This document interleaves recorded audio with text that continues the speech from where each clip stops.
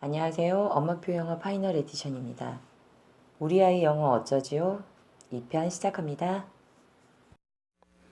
제가 동영상을 제작하는 이유는 초등학생 아이 하나당 많은 사교육비를 지출하기 부담스러운 어머니들과 아이의 영어 지도를 같이 고민하는 데 있습니다. 아직도 몇몇 어머니들은 비법 찾아 헤매고 계실지 모르겠습니다. 영어 교육 어느 한 방법론 내지는 어느 한 사람의 주장만 믿고 그것에 함몰되기보다는 요모조모 비교해 보시고 접근하시는 것이 좋을 것입니다.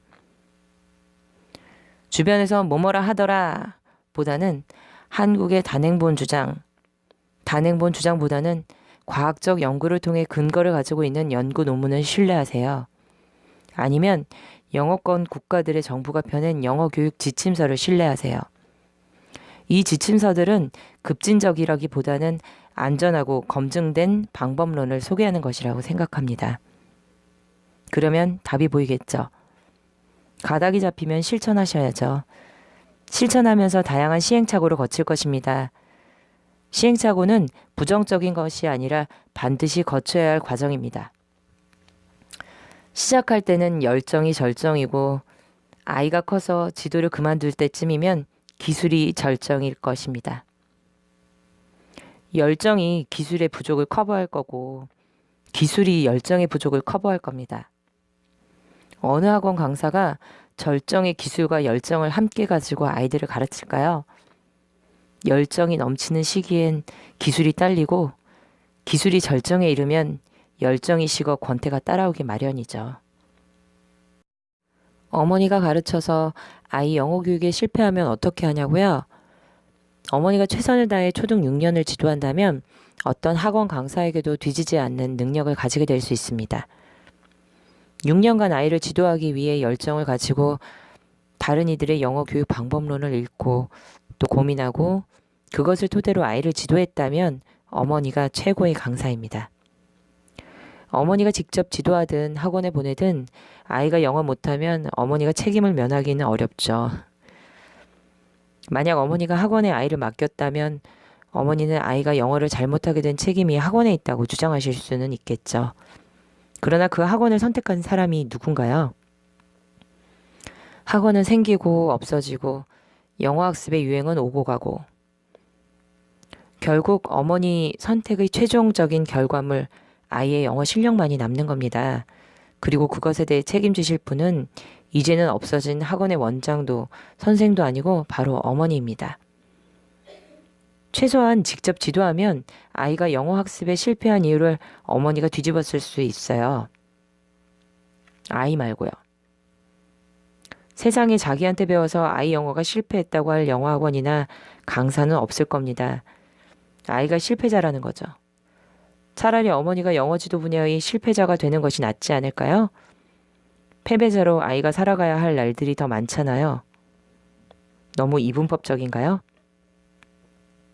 한 발 더 나아가죠. 어머니가 영어 지도 분야에서 명성을 날리는 저명 영어 전문가들의 지도 방법을 엄선해서 지도하는데 실패할 아이라면 학원에 가도 성공하기 어렵습니다. 어머니의 철저한 1대1 개인 지도에서 성공하지 못했는데 딴짓하면서 시간 때울 수 있는 학원에서 성공할 확률은 그다지 높다고 생각되지 않습니다. 그러니 어머니가 가르치는 것이 최선일 것입니다. 필요한 것은 열정, 그리고 시간, 영어책과 CD를 살 금전, 그리고 아버님의 전폭적인 지지죠. 잘 먹고 잘 사는 방법이 많은데 너무 이쪽으로만 논리를 전개했네요. 데이비드 덴비가 쓴 위대한 책들과의 만남이라는 책이 있습니다. 서양 고전을 훑어주는 책인데 홉스의 사상은 인간이 평등하다는 것을 출발점으로 삼는답니다. 어떤 자는 힘이 강하고 어떤 자는 그것을 상쇄할 지식을 가지고 있고 또 다른 어떤 자는 그것들을 상쇄할 은밀한 뒷거래에 강하답니다. 얼마 전 제 아이가 이순신이 강하냐고 물어서 그렇지 않다고 했습니다. 왜냐고 바로 질문하더군요. 그래서 세 번째 것에 약한 자가 가장 약한 자라고 그랬습니다. 너무 심각한 이야기만 해서 웃으시라고 드린 말씀입니다.